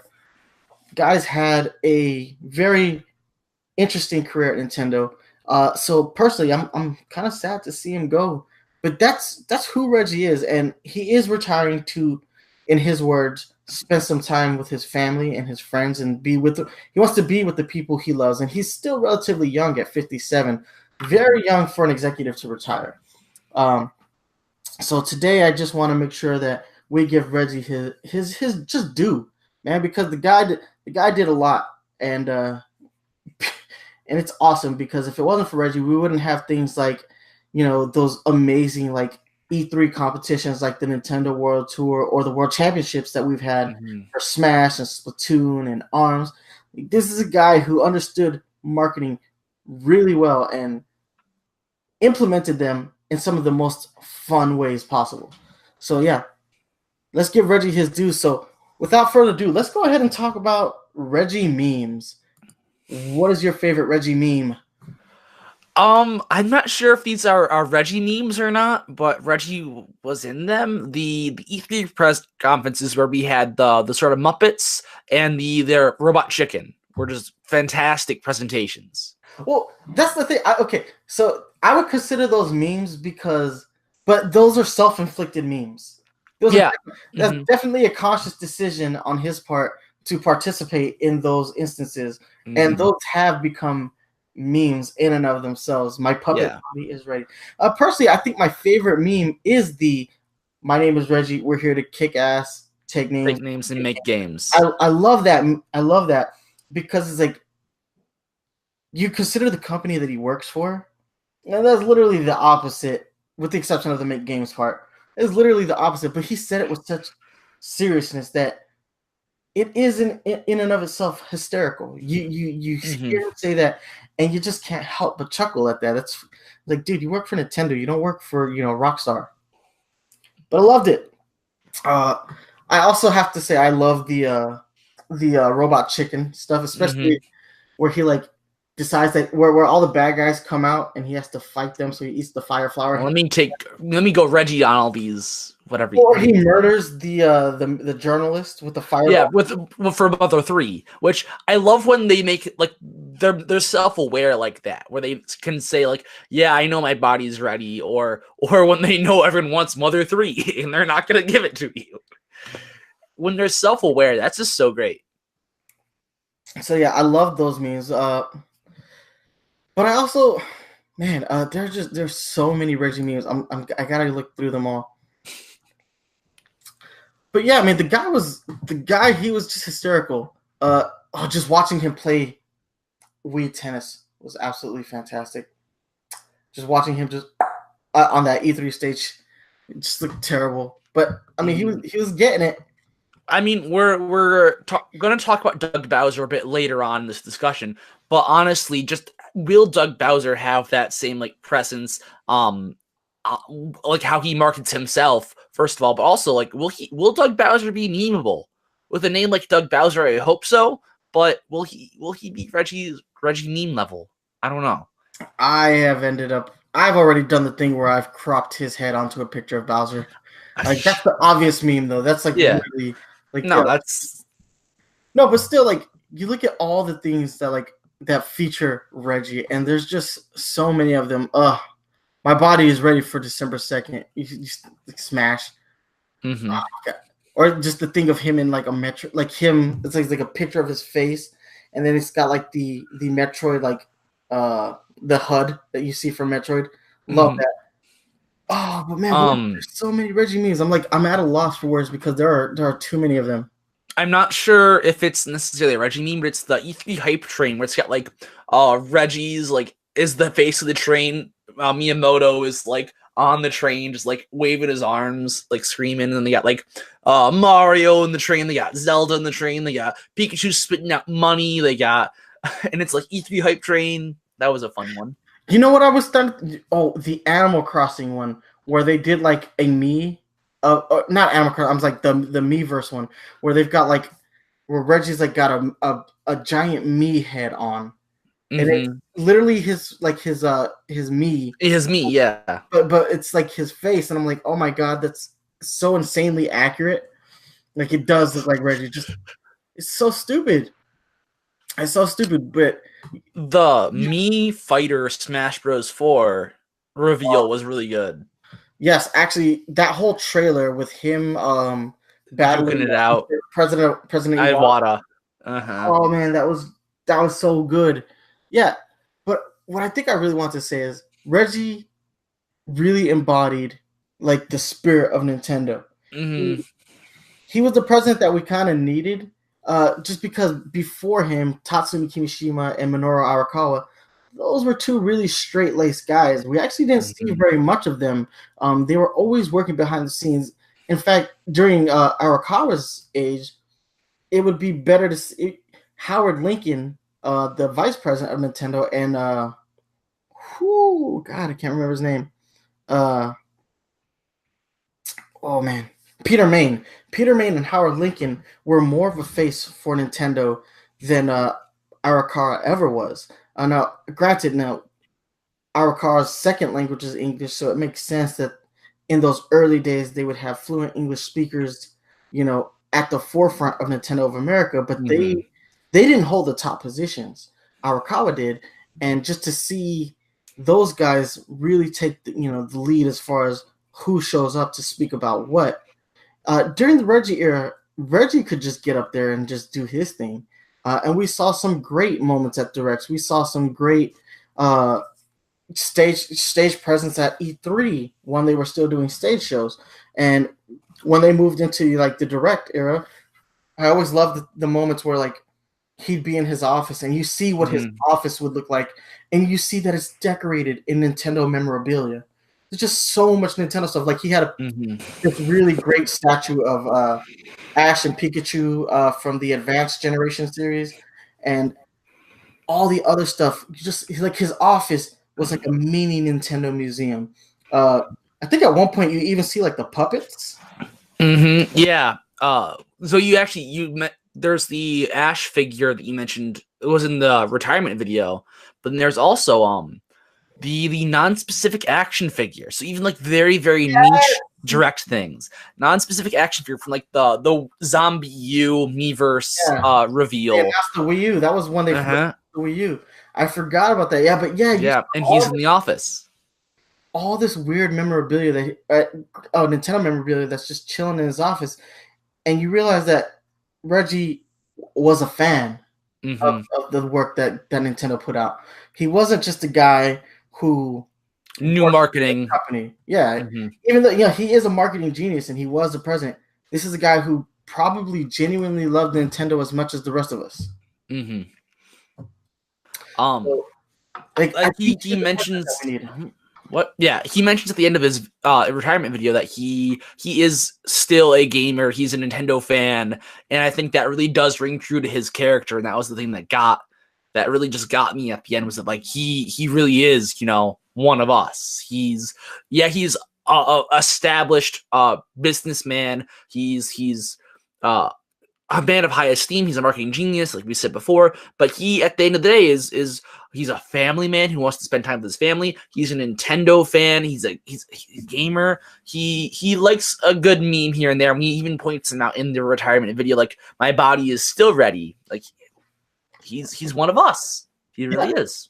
I'm just looking at his retirement video, and you look at his office. The things that are in his office. He's got his Game Award in his office, chilling on the desk.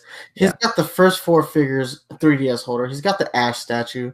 He's got the amiibo. He's got the Star Fox. The R-Wing from Battle for Atlas. He's got the Goron statue. He's got a Hylian shield back there.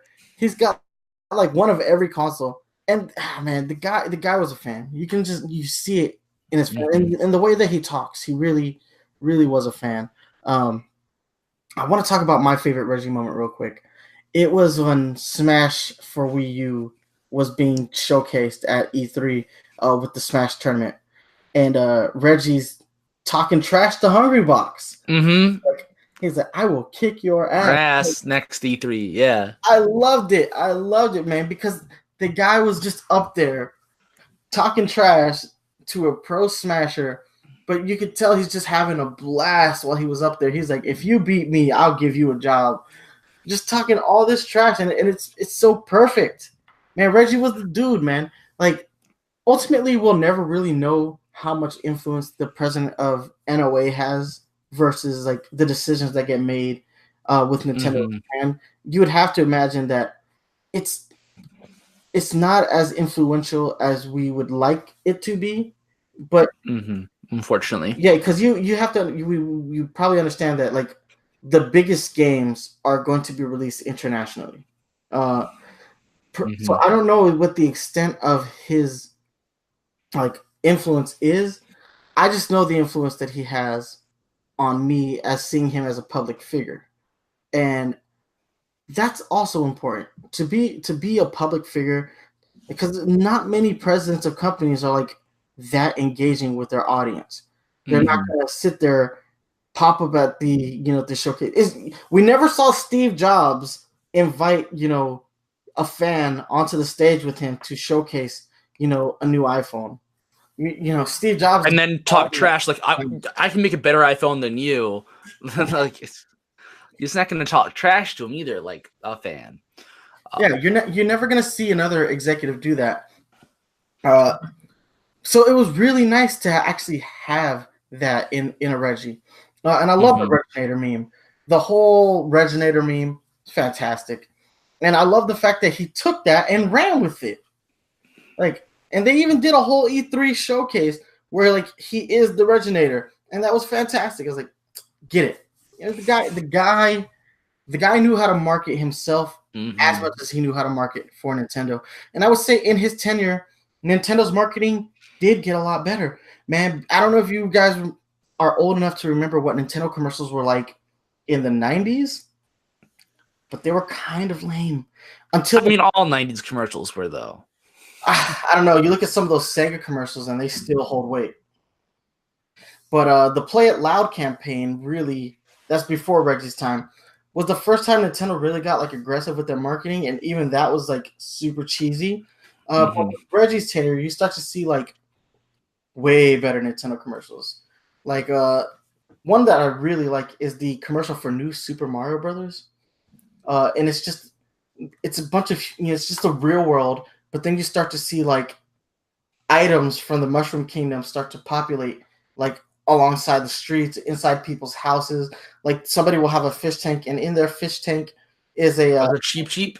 Yeah, cheap instead of a goldfish. You start to see that their marketing got a lot better. Or the best one as well, when the 3DS came out and they were advertising for Mario Kart 8, and they were Mario Kart 7. Yeah.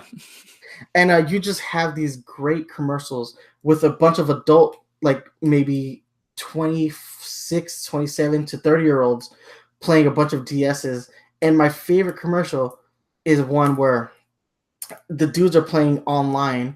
And they get beat by a Japanese girl, right? Yes! That's the exact one where they get beat and they're all like, who are these guys? Who are these guys? And then you cut to the little Japanese girls and they're like, should we let these babies win? And she's like, nah. They're like, and I love that commercial. It's such a fantastic commercial. But there's a clear delineation from when Nintendo commercials got good, and I think that's during the Reggie era. And so I think he took that marketing sensibility that he had and really applied that to the way that Nintendo showcases their content. And I think that makes a huge difference in what we saw in the past, and that you just gotta love those kind of changes. Now, again, he did see some real big lows, like the Wii U era was just 5 years of pain. But you can't even really blame him for that. I think he did probably the best job he could have with what he had. But in the Wii U era, we start to see the aggressive marketing come back real hard. When the Switch launched, Nintendo spent more money on commercials than any other video game company. I think in 1 month they had spent something like $7 million on just advertising. $7 million is a lot of money. But it was worth it.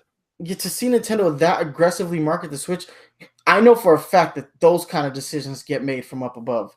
So for him to allocate $7 million just on advertising, that's a lot of money, and and he had to be a little hesitant to do it, but ultimately he made that decision. And hell, look at the great commercials that the Switch has had. I love the advertising campaign for the Switch has been pretty much phenomenal since that very first trailer. The moment where you see the guy playing Breath of the Wild and then he snaps it takes it off, yeah. On and then takes a walk.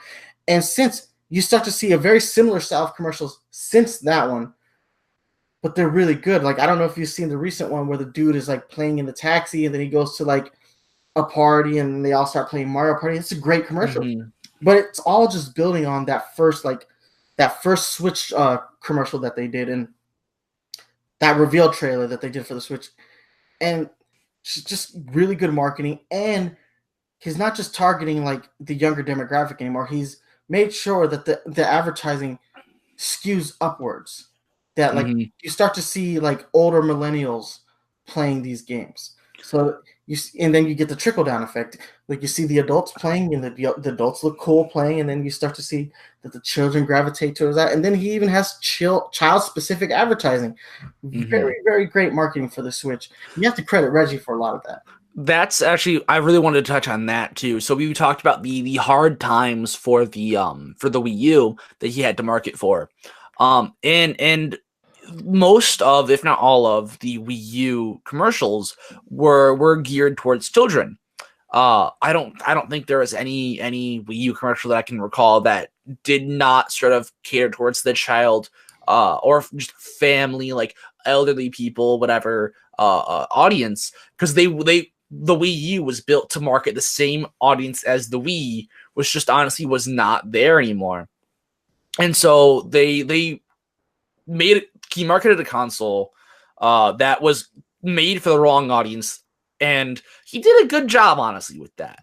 But then you look at the Switch; it's targeted for those millennial groups, those people who don't have the time to maybe play games on TV but want to play them on the go, or those adults who want to rediscover games, et cetera, et cetera. And it does trickle down. And then after just the establishing this is not a kid's console, you didn't see a single kid in any Switch commercials for a long time.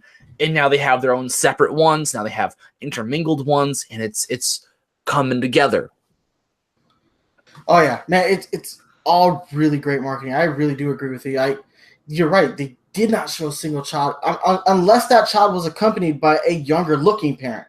Like not for nothing, but they made those parents look like, oh, I had a kid when I was 17 years old. Well, see, the way I view those adults, so those adults are their older brothers and or uncles is what's happening. True. Okay. I'll buy that parents. Okay. I'll definitely buy that excuse. But I want to go ahead. No, going back to just the Mario Kart 7 trailer or commercial, though, there was this one a lot of the DSi commercials I thought were just brilliant. And this is probably my favorite Nintendo commercial for some weird reason. It's these two guys on their DSis, they're taking photos of each other and just distorting them and insulting each other. Like, your nose is so big, only a mother could love that. And I liked that one a lot. That's like my favorite Nintendo commercial. And I don't know why. It just is. I remember that one.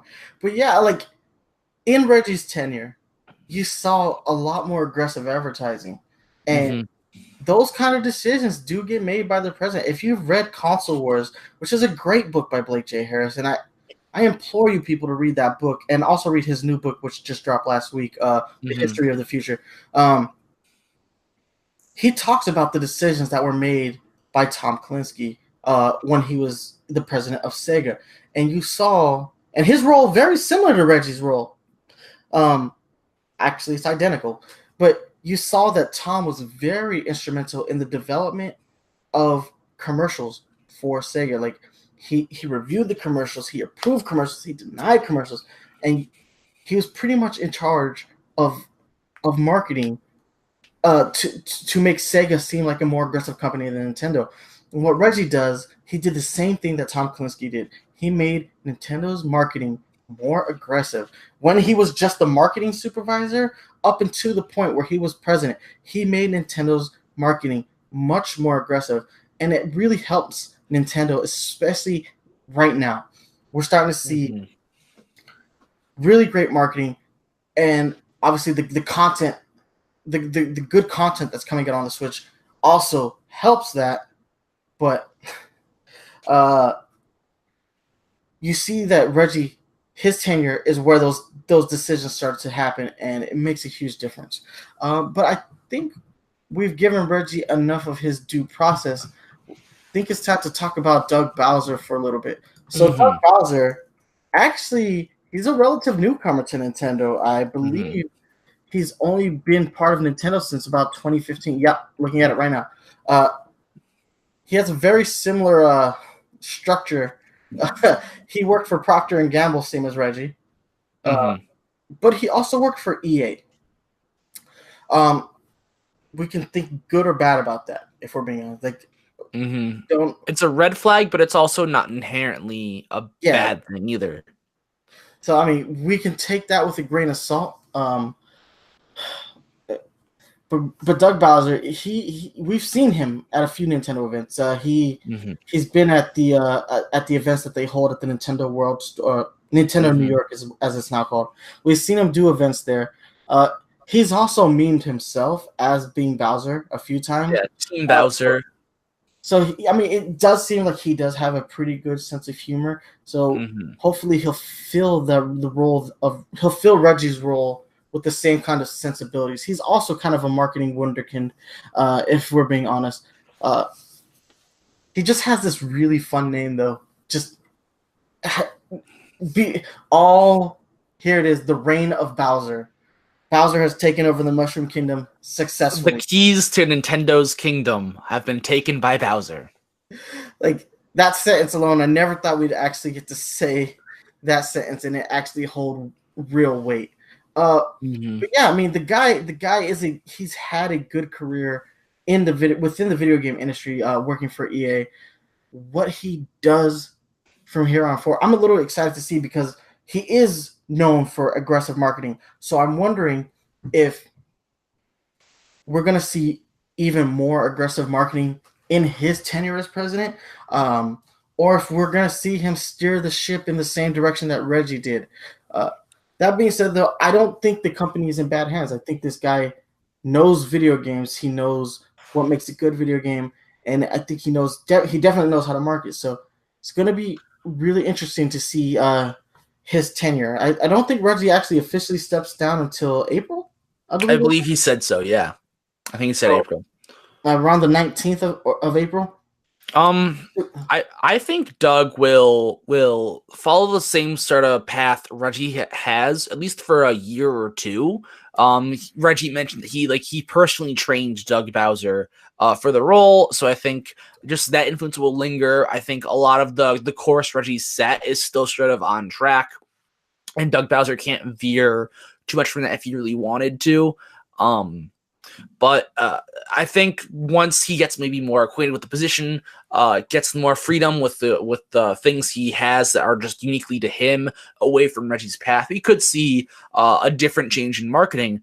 I do think it'll be good. I think he knows what he's doing. He has the experience and the knowledge.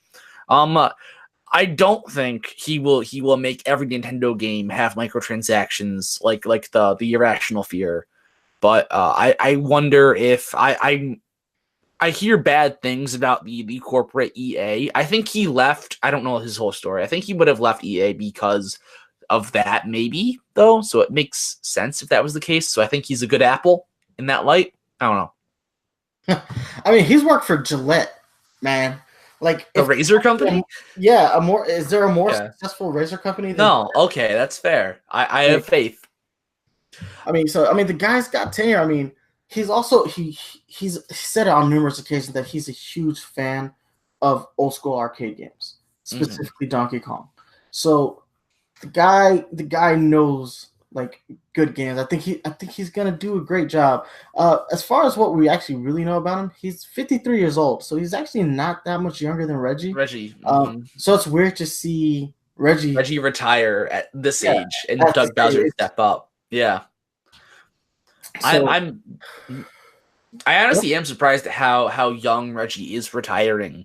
I guess it does make sense that, if he wants to spend that more time with his family, with his friends, etc. And he's in a position to do so as a vice president for a big company for this long. He has the available funds to retire, I'm sure. It is kind of sad to see him go. I admit I would have liked to see him stay longer, up until maybe like 60 to 70. When I'm old and gray at that point. But I don't know. True. I mean, but you know what? Get out while you're on top. As always, it's always been like a thing that I think we can always respect about people is knowing when to leave, knowing when it's time to put things aside. I think that's respectable of anybody. Most of the time, I would only really apply that to athletes, because how often do we see an athlete stay too long, take a bunch of hits and bruises? But what we got to see was Reggie in the lowest point of Nintendo and bring it to the highest. Yeah, wait till we get back to the high point before. like, I'm not leaving this. I'm not jumping off this ship until it's upright, until it's above water again. That being said, though, I'm really looking forward to what Doug Bowser brings. Like, I know that none of the things that basically the rest of this calendar year is pretty much coursed out for him. There's nothing I don't think he's going to be able to do in time to make any significant changes to whatever their E3 plans are. E3 coming up seems like it's coming up fast. Man, we're already at the end of February, so it feels like E3 is just right around the corner. I know it's June, but it just feels like it's coming up fast. So I think their E3 plans are pretty much set in stone. We know that they've already rented their space, and I think the floor plan got leaked a little bit early.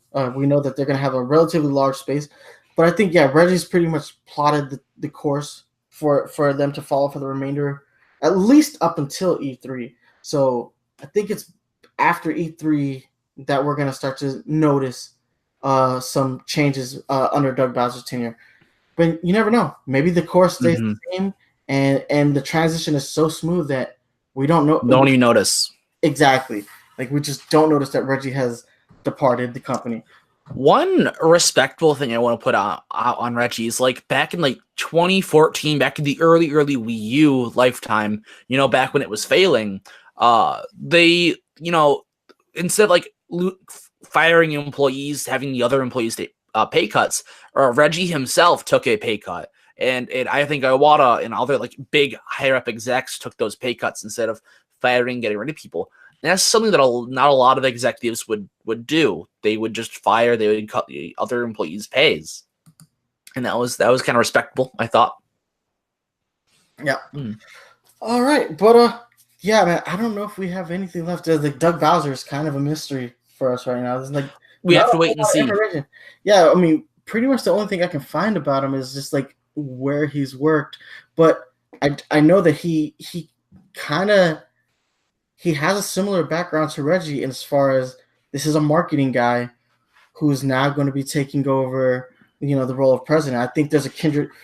I think Reggie saw him as somewhat of a kindred spirit, and that's why he's moving into this role. And I've noticed that in this time, in the last couple of years, that he has typically been in places where Reggie would be, like those old, like at the Switch launch. I believe he was there in Reggie's tenure. Like, Doug Bowser handed over, the first Switch. I think, like, we've seen him. I'm sorry, not. He handed out the first copy of Mario Odyssey, whereas Reggie would have typically been the guy to have done that. Switch. So we've seen him filling some of Reggie's roles already. So, like I said, I'm excited to see what this new direction for Nintendo may be under his tenure. Aside from that, I think that's going to go ahead and wrap this show up. So let's go ahead and move into our closing thoughts of the episode. So I think we had a lot to talk about. We got, obviously today being Pokemon Day, we got to see our first look at Gen 8. We got to talk about the Detective Pikachu movie. We got to talk about the death of Melee at EVO. Is a horrible way to put that, but still. And then, obviously, we get to bid adieu to Reggie Fils-Aime, the president of Nintendo. All in all, this was a really fun show for me. There's just all these topics were really hitting hard. And I've been wanting to talk about Reggie pretty much since, he made the announcement. So trust me, guys, it's been a long week because I've been wanting to talk about this since the announcement got made. Wow. Like, that was a day for me because the same day that Reggie retired, George St. Pierre, the UFC fighter, also retired. So I was like, how can you guys both retire in the same day? I don't understand. This is too much emotions too fast. But because I don't have an MMA podcast, I have a Nintendo podcast, I'm going to talk about Reggie. Fair. No, like, I think today's episode is a lot of wait and see. We're going to have to wait and see if the Detective Pikachu movie is any good, if it warrants a sequel, if it warrants surpassing Marvel's Avengers Endgame. We're going to have to wait and see for Gen 8 for more details to see if what we predict comes true, how the game does. And we'll have to wait and see if Doug Bowser, how he fares as the president, how Nintendo fairs without Reggie, etc. It's a lot of wait and see, beginning of the year, and let's just ride it out. You know what? That's a really good way of putting today's episode. It is like it's all on the horizon. It's a really good way. I didn't think about it. I think that's good enough. I don't think I can say it any better. So let's go ahead and hit them up with these social media links. Guys, you can hit me up on Twitter at nice1983. I'm going to have a link in the description below. You can also email me at nice1983@gmail.com. You can hit me up on Facebook, facebook.com/Nintendo Power Zone. If you're a fan of the Nintendo Power Zone podcast, you can always download new episodes on iTunes, Google Play Music, stream new episodes on Stitcher Radio. But if you want to watch the show live, you can catch us right here on YouTube, youtube.com/Nintendo Power Zone. But wait, there's one more thing. We are now on Spotify. We are now on every major platform. Exactly, every major platform. So there is no excuse for you not to subscribe to the Nintendo Power Zone podcast. We'll have the episode audio a day after the video presentation. So if you want to watch it first, you gotta catch us here on YouTube. But the next day, you will find us on every other streaming platform. So yes, we're there, guys. Before I let Blues hit you up with the social media links, I want to thank all the people who've recently subscribed to the Nintendo Power Zone. Don't think I haven't noticed the subscriber number jumping. Thank you guys so much for becoming part of this family. We really appreciate it. We love bringing you this content every 2 weeks. So yeah, there's going to be a lot more coming in 2019, I promise. We've got the unboxing videos back, and there's going to be a whole lot more content. I promise you, 2019 is going to be a big year for us. But right now, the priority was getting the podcast back on track. But hey, we are 8 weeks in. We haven't missed an episode. So guys, yeah, we're back. Blues, social media links. All right, you can catch me on Twitter at TheKingBlues. Same thing with Twitch and YouTube. Once again, it's always great to be on the show. I like talking about things I like. I want to be into the podcasting business, so to see the fans, support this and grow an audience has really been huge to me. Thank you all once again for letting me on the show. Yep. All right, guys. Well, we will be back in 2 weeks. That's right. We're in 2 weeks. We're not missing episodes this year. All right, guys. Thank you so much for watching. And remember to stay fresh.